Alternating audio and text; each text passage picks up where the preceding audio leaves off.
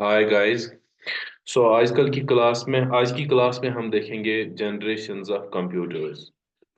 सो कौन कौन सी generations computers की हुई है आज तक। So from 16th century to this year 2024, computer computers have passed through five generations. 5 generations of computers have been there, ठीक है। सो हम क्यों पढ़ते हैं जनरेशंस ऑफ कंप्यूटर, या क्यों चेंज हुए अगर कंप्यूटर इवॉल्व हुआ बहुत पहले 16th सेंचुरी में। क्योंकि हमारे पास कुछ पैरामीटर्स है, जैसे एक पैरामीटर है हमारा स्पीड, दूसरा पैरामीटर है हमारा एक्यूरेसी। तो हम चाहते हैं कि ज्यादा से ज्यादा स्पीड हो मेरा computer as fast as possible. जैसे आजकल डेवलप हो रहे हैं सुपर कंप्यूटर्स, वो बहुत फास्ट है। ठीक है, they they they process billions and trillions of instructions per second. ठीक है। जैसे आपने पिछली क्लास में देखा, जो हमारा पहला नया कंप्यूटर था उसमें 1000 इंस्ट्रक्शंस पर सेकंड हुआ करती थी, तो उस जमाने में वो भी बहुत हुआ करता था। ठीक है। सो आजकल we have trillions of instructions per second, तो तब भी हम कहते हैं कि नहीं, इससे ज्यादा फास्ट होना चाहिए। इट डिपेंड्स अपॉन, क्योंकि आजकल एआई का दौर है। वी हैव आर्टिफिशियल इंटेलिजेंस, हमारे पास बहुत बड़े बड़े डेटा सेट्स होते हैं, उनको प्रोसेस करना होता है। या हमारे पास रियल कैमराज होते हैं, उन कैमराज वो कैमराज बहुत सारा डेटा जनरेट करते हैं। उतना सारा डेटा प्रोसेस करने के लिए हमें बहुत ज्यादा स्पीड की जरूरत है। ठीक है। इसी तरह एक्यूरेसी की बात है। एक्यूरेसी की बात आती है कि हमारे पास हमें एक्यूरेसी ज्यादा ज्यादा से ज्यादा होनी चाहिए। एक्यूरेसी मतलब हमें अब रियल टर्म डिसीजंस परफॉर्म करने पड़ते हैं। फॉर एग्जांपल हम ड्रोन कैमरास का यूज करते हैं, हम ड्रोन्स का यूज करते हैं आजकल। तो ड्रोन्स में क्या होता है कि हमें रियल टाइम डिसीजन मेकिंग होती है, क्योंकि कि ड्रोन ड्रोन कैसे काम करता है, इसने कुछ देखा, कुछ इनपुट लिया इसने बाहर की दुनिया से। तो अब उस इनपुट के बेसिस पे उसको हम बोलते हैं सेंस करना। इसने कोई चीज सेंस की, तो इसको अब वहां पे उसका रेस्पॉन्स देना है थ्रू एक्चुएटर्स। तो एक्चुएटर्स के थ्रू ये रेस्पॉन्स देता है, आउटपुट देता है एक्चुएटर्स के थ्रू। सो मतलब इसको रियल वर्ल्ड एंटिटी जो इसने सेंस की, कोई रियल वर्ल्ड चीज इसने सेंस की, तो उसको यहाँ से इसको रेस्पॉन्स देना है, तो रियल वर्ल्ड रेस्पॉन्स होना चाहिए। That's why our system should be more and more accurate. इसी तरह एक और चीज है हमारे पास, साइज। जैसे आपने कल की क्लास में भी देखा कि जो पहला कंप्यूटर था हमारा, उसने कितना साइज लिया था, एक पूरे रूम का, एक बहुत बड़ा रूम है। तो और एक बहुत बड़ा रूम था, उसमें उसको रखा गया था। सो आजकल आप कंप्यूटर्स देखते हो कितने स्मार्ट हो गए हैं। ठीक है।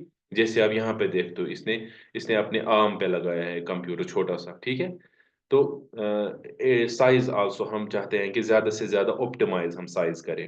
एक और चीज है जिसको हम बोलते हैं प्राइस, ये बहुत इंपॉर्टेंट है प्राइस। ठीक है। तो हम चाहते हैं कि हमारी बजट में से ये कंप्यूटर मिल जाए। ठीक है। तो अब आपने हमने हमने पिछले क्लास में भी देखा कि हम कंप्यूटर 16th सेंचुरी से बनना स्टार्ट हो गए। फ्रॉम मतलब जो मॉडर्न डिजाइन है, वी नो दैट जो पास्कलाइन से डिजाइन हुआ, मतलब ना डेवलप होना स्टार्ट हो गए। वरना उससे पहले भी बहुत सारी मशीन्स, काउंटिंग मशीन्स थी, या बहुत सारी चीजें हम टूल्स वगैरह यूज करते थे। लेकिन मॉडर्न डिजाइन तो 16th सेंचुरी से स्टार्ट हुआ। जब हमने 16th 17th सेंचुरी के अराउंड हुआ, जब पास्कल ने वो पास्कलाइन डिजाइन किया, या पास्कल कैलकुलेटर डिजाइन किया। ठीक है। So we have 5 generations of computer. जैसे हमने देखा कि इनमें कौन कौन सी कैरेक्टरिस्टिक्स होती है, जैसे स्पीड है, नंबर ऑफ इंस्ट्रक्शंस एग्जीक्यूटेड पर सेकंड है, जो जिसका मतलब है फास्ट कितना है, या फास्ट फास्ट कितना है। फिजिकल अपीयरेंस मतलब साइज है, और एप्लीकेशंस कौन कौन सी एप्लीकेशंस में यूज होते हैं। ठीक है। क्योंकि हमारे पास फॉर एग्जांपल अगर हमें देखना है कि हमें फॉर एग्जांपल कोई रियल वर्ल्ड, फॉर एग्जांपल हमें ड्रोन लेते हैं, अगर हमें कोई real world object object analysis या डिटेक्शन करना होगा, तो उसके लिए हम सेंसर्स या ड्रोन्स का यूज करते हैं। ठीक है। अगर हमें बहुत बड़े डेटा सेट्स को प्रोसेस करना है, तो उसके लिए हमें हाई एंड प्रोसेसर्स की जरूरत पड़ेगी। ठीक है।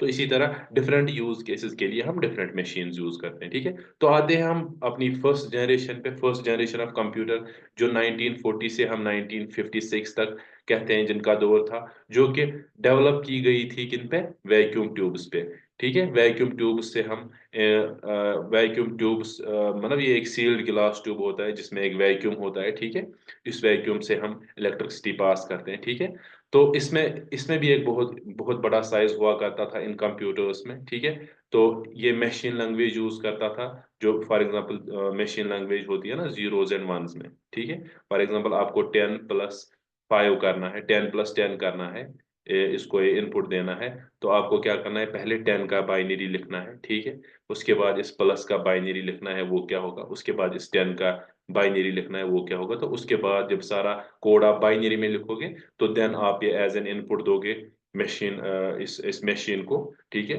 तो उसके बाद वो आउटपुट आएगा, वो भी बाइनरी में आएगा। ठीक है, उसके बाद वो बाइनरी इनपुट आपको इसमें एक स्पेशल इंजीनियर होता है जिसको बाइनरी लैंग्वेज की जानकारी होगी, वही इनपुट देगा, वही आउटपुट आपके लिए रीड करेगा। देन आप वो प्रोसेस कर पाओगे अपने लिए, या आपके लिए वो ही प्रोसेस करेगा, उसके बाद आप उसको रीड कर पाओगे कि इसने क्या आउटपुट दे दिया। ठीक है, ये यहाँ पे लिखता है ना, they were very expensive to operate and in addition to using great deal of electricity, क्योंकि वैक्यूम ट्यूब्स यूज होते थे तो बहुत सारी इलेक्ट्रिसिटी यूज होती थी, और इनमें हीट भी ज्यादा प्रोड्यूस होती थी। ठीक है, और इसमें ज्यादा डिफेक्ट्स भी हुआ करते थे, क्योंकि ये वैक्यूम ट्यूब्स जल्दी ब्रेक डाउन होते थे या बर्न होते थे। ठीक है, जो हमने कल देखा, UNIVAC and ENIAC computers were the first generation computers या फर्स्ट जनरेशन कंप्यूटिंग डिवाइसेस। इसमें क्या एडवांटेजेस थी, it was only electronic device. ठीक है, first device to hold memory, तब तक किसी डिवाइस में मेमोरी नहीं हुआ करती थी जब तक ये कंप्यूटर्स आए हमारे पास, फर्स्ट जनरेशन कंप्यूटर्स। तो इसमें क्या डिसएडवांटेज थी, टू बल्कि, ठीक है, और क्या था, वैक्यूम ट्यूब्स बर्न होते थे जल्दी, तो वो आपका एडिशनल कॉस्ट हो जाता था, ज्यादा हीट प्रोड्यूस करते थे। ठीक है, और मेंटेनेंस प्रॉब्लम्स हुआ करती थी इनमें, क्योंकि मेंटेनेंस भी थोड़ा डिफिकल्ट था, और इसमें ना एक एक्सपर्ट की जरूरत हुआ करती थी, क्योंकि इसमें इनमें इनपुट्स देते थे हम पंच कार्ड्स के थ्रू, तो उसमें वो प्रॉब्लम हुआ करती थी, एक एक्सपर्ट की जरूरत होती थी जो पंच कार्ड्स के थ्रू इनपुट दे सके, क्योंकि ये हर किसी की बात नहीं थी कि वो पंच कार्ड्स के थ्रू इनपुट दे पाए या आउटपुट रीड कर पाए। तो इसमें आपको वेल ट्रेन्ड प्रोफेशनल होना चाहिए था जो इन कंप्यूटर्स को यूज करे, आपके लिए यूज कर सकता था। ठीक है, इसके बाद आई हमारे पास सेकंड जनरेशन, जिसमें हम ट्रांजिस्टर्स यूज कर सकते थे, जिसमें हमारे ट्रांजिस्टर्स ने रिप्लेस किया इनको, वैक्यूम ट्यूब्स को। ठीक है, तो इसमें से हमने सिंबॉलिक लैंग्वेज यूज करना स्टार्ट की। जैसे कि आप लोगों ने देखा होगा, ये एक सिंबॉलिक लैंग्वेज ऐसी होती है, असेंबली लैंग्वेज। फॉर एग्जांपल, अगर मुझे क्या करना है, एक ए है, ये किसी रजिस्टर में है, इसको मूव करना है किसी दूसरे रजिस्टर में, क्योंकि अगर R1 में है, इसको मूव करना है एक रजिस्टर टू R2 में, इस ए को मैं ऐसे लिखता हूँ, MOV R1 R2। तो ये थोड़ा सा ऐसी लैंग्वेज थी जो थोड़ा ह्यूमन रीडेबल हो, उतनी भी ह्यूमन रीडेबल नहीं थी, लेकिन थोड़ा सा ह्यूमन रीडेबल थी। इसको हम बोलते हैं असेंबली लैंग्वेज। ठीक है, सिंबॉलिक लैंग्वेज और असेंबली लैंग्वेज। तो थोड़ा सा स्टार्ट हो गया कि थोड़ा सा मतलब ह्यूमन रीडेबल फॉर्मेट में आ जाए, क्योंकि अब मुझे उतने ट्रेन प्रोफेशनल की जरूरत नहीं थी कंप्यूटर को यूज करने में, कंप्यूटर को चलाने में। ठीक है, अब थोड़ा सा ह्यूमन रीडेबल फॉर्मेट में आ गया। ठीक है, इसके बाद इसमें, हाँ, इसमें कुछ हाई लेवल लैंग्वेज भी हम यूज करती थी, ये थोड़ी सी कॉम्प्लेक्स लैंग्वेज है, जैसे कोबाल या फोर्ट्रान, ये अर्ली वर्जन्स ऑफ लैंग्वेजेस थी। ठीक है, या और इसमें ये पहले कंप्यूटर्स थे हमारे पास जो इंस्ट्रक्शन, जो जो ये इंस्ट्रक्शन जो जिनको जो ना अपनी इंस्ट्रक्शन स्टोर करते थे मेमोरी में, जो हम इंस्ट्रक्शन यहाँ से देते थे, ये वो इंस्ट्रक्शन स्टोर कर सकते थे, ताकि हमें हर बार इंस्ट्रक्शन नहीं लिखनी पड़ी। ठीक है, अगर हमें एक ही इंस्ट्रक्शन बार बार यूज करनी होती, तो हम वो इंस्ट्रक्शन इसमें सेव रखते, तो फिर वो उस मेमोरी लोकेशन से डायरेक्ट, उस मेमोरी लोकेशन पे डायरेक्ट जाके वो इंस्ट्रक्शन एग्जीक्यूट कर सकते थे। ठीक है, तो these were the second generation computers, were the first computers that were able to store instructions in memory. ठीक है, इनका भी, इनके जो एडवांटेज थे, साइज थोड़ा सा कम हो गया, थोड़ा सा फास्ट थे उससे, और रिलायबल भी थे। ठीक है, ज्यादा एरर्स नहीं आते थे ये भी, लेकिन हीट होते थे ज्यादा, और इनमें भी मेंटेनेंस प्रॉब्लम्स हुआ करती थी। ठीक है, इसके बाद हम आते हैं थर्ड जनरेशन ऑफ कंप्यूटर्स में, जिनमें रेवोल्यूशन लाया इंटीग्रेटेड सर्किट्स ने, आईसीज ने।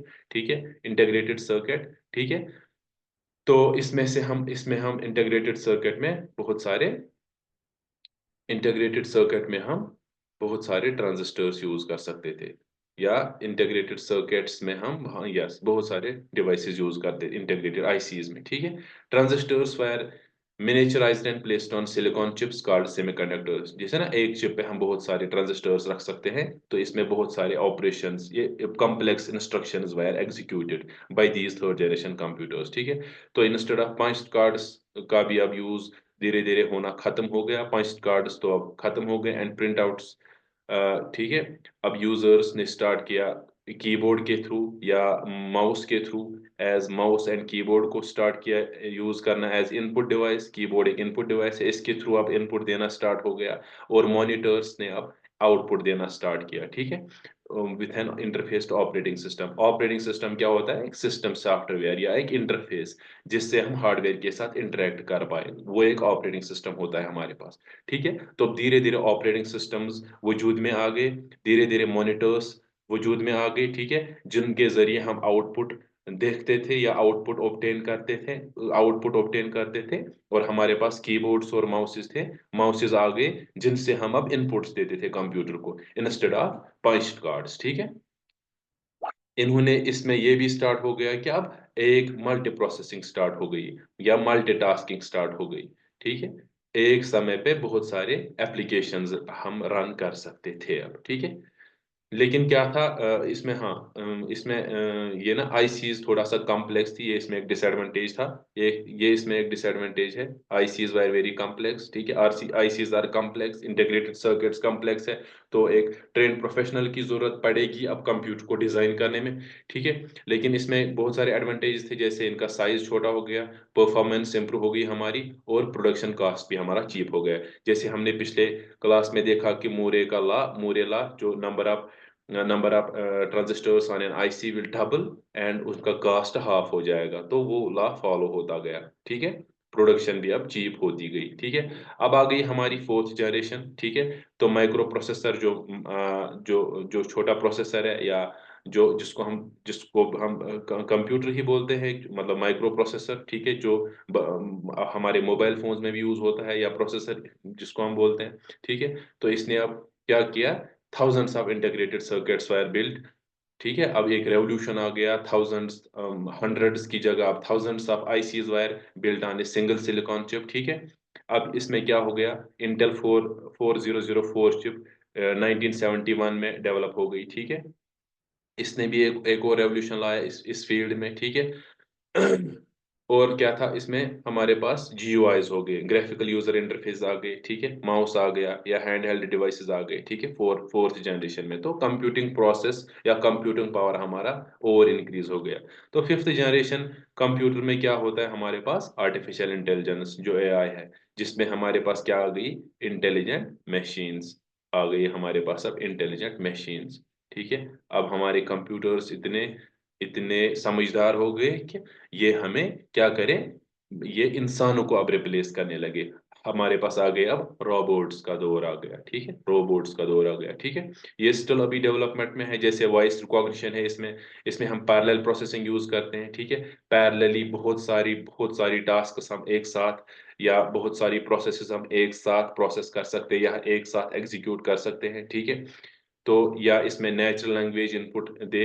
अब हमारा मोटिव यही है कि अब हम नेचुरल लैंग्वेज इनपुट दे। जैसे पहले हमें कंप्यूटर को समझाना होता था बाइनरी लैंग्वेज में, उसके बाद असेंबली लैंग्वेज में जो थोड़ा ह्यूमन रीडेबल फॉर्मेट में आ गई, उसके बाद आ गई हमारे पास हाई लेवल लैंग्वेजेस, बाकी सारी हाई लेवल लैंग्वेजेस जो लाइक सी है, C++ है, जावा है, ठीक है, या पाइथन है, ठीक है। अब हमारा मोटिव क्या है, आगे मकसद क्या है, कि इनपुट हम दे सके नेचुरल लैंग्वेज के दौरान, ठीक है, that responds to natural language input and are capable of learning and self organization, जिनमें रिलायबिलिटी इतनी इंक्रीज हो के वो सेल्फ ऑर्गेनाइज करे खुद को, ठीक है। ये हमारा मोटिव है, ठीक है।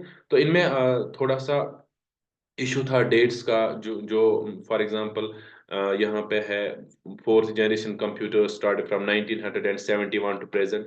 तो मैंने सोचा, क्योंकि ये जो इस लेक्चर में जो डेट्स यूज किए हुए हैं, ये these dates were used by जो बुक्स होती है ना, कंप्यूटर टेक्स्ट जो written by foreign authors as well as some Indian authors, तो उन्होंने ये यूज किया। For example third generation computer 1964 to 1971।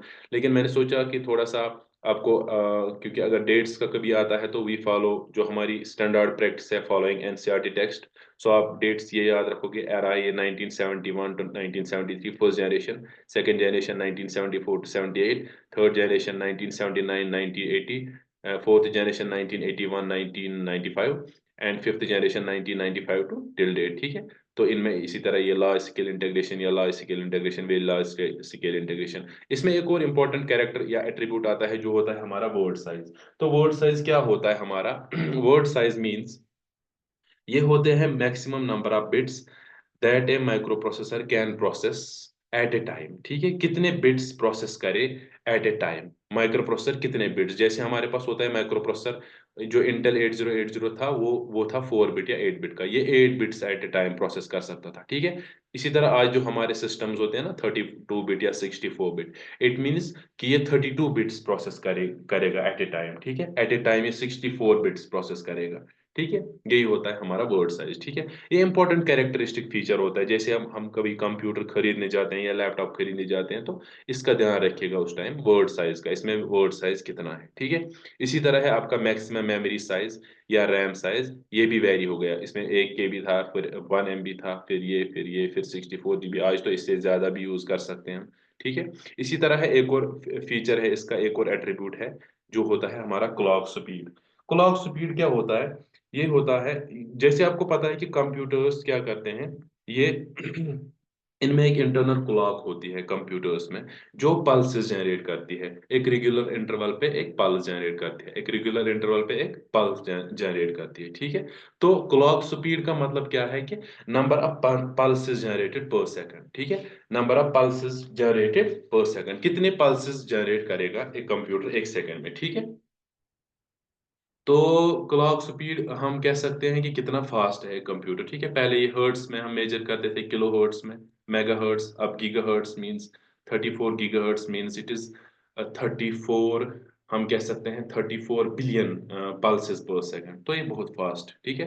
इसी तरह core, single core, single core, single core, single core, multi core, ठीक है। मल्टी कोर में अब आता है dual core, octa core, quad core या ऑक्टा कोर। इनमें अब ये वाले प्रोसेसर्स है, पेंटियम या सेलेरियन या Xeon processors, these are very very fast processors, ठीक है। तो ये आ गया हमारा जनरेशन ऑफ कंप्यूटर्स में। सो वी होप कि जनरेशन ऑफ कंप्यूटर आपको समझ आया होगा। तो अगर इसमें कोई क्वेश्चन होगा प्लीज हमें कमेंट कीजिएगा, या हमने कोई चीज मिस की होगी तो प्लीज हमें कमेंट कीजिएगा, ठीक है। या अगर आप चाहते हैं कि कोई स्पेसिफिक टॉपिक जो आपको लगता है कि कोई ट्रिकी हो इसमें, तो प्लीज हमें कमेंट कीजिएगा, तो हम वो टॉपिक क्लियर कवर करेंगे पहले। Thank you everyone for watching.